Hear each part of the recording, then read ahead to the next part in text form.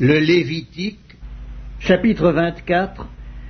L'Éternel parla à Moïse et dit: Ordonne aux enfants d'Israël de t'apporter pour le chandelier de l'huile pure d'olive concassée, afin d'entretenir les lampes continuellement.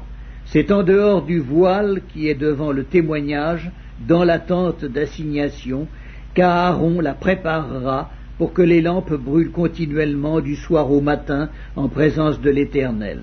C'est une loi perpétuelle pour vos descendants. Il arrangera les lampes sur le chandelier d'or pur pour qu'elles brûlent continuellement devant l'Éternel. Tu prendras de la fleur de farine et tu en feras 12 gâteaux. Chaque gâteau sera de 2 dixièmes. Tu les placeras en 2 piles, 6 par pile, sur la table d'or pur devant l'Éternel. Tu mettras de l'encens pur sur chaque pile, et il sera sur le pain comme souvenir, comme une offrande consumée par le feu devant l'Éternel. Chaque jour de sabbat, on rangera ces pains devant l'Éternel continuellement. C'est une alliance perpétuelle qu'observeront les enfants d'Israël.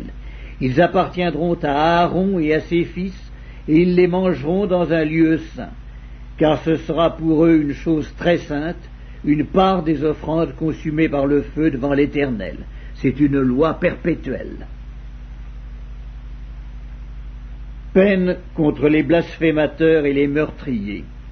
Le fils d'une femme israélite et d'un homme égyptien, étant venu au milieu des enfants d'Israël, se querella dans le camp avec un homme israélite. Le fils de la femme israélite blasphéma et maudit le nom de Dieu. On l'amena à Moïse. Sa mère s'appelait Shélamite, fille de Dibri, de la tribu de Dan. On le mit en prison jusqu'à ce que Moïse eût déclaré ce que l'Éternel ordonnerait. L'Éternel parla à Moïse et dit: Fais sortir du camp le blasphémateur. Tous ceux qui l'ont entendu poseront leurs mains sur sa tête, et toute l'assemblée le lapidera. Tu parleras aux enfants d'Israël, et tu diras: Quiconque maudira son Dieu portera la peine de son péché. Celui qui blasphémera le nom de l'Éternel sera puni de mort. Toute l'assemblée le lapidera.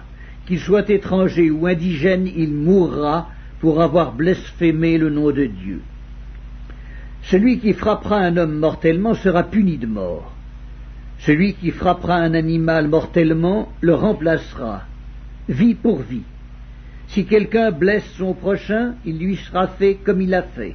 Fracture pour fracture, œil pour œil, dent pour dent. Il lui sera fait la même blessure qu'il a faite à son prochain. Celui qui tuera un animal le remplacera, mais celui qui tuera un homme sera puni de mort.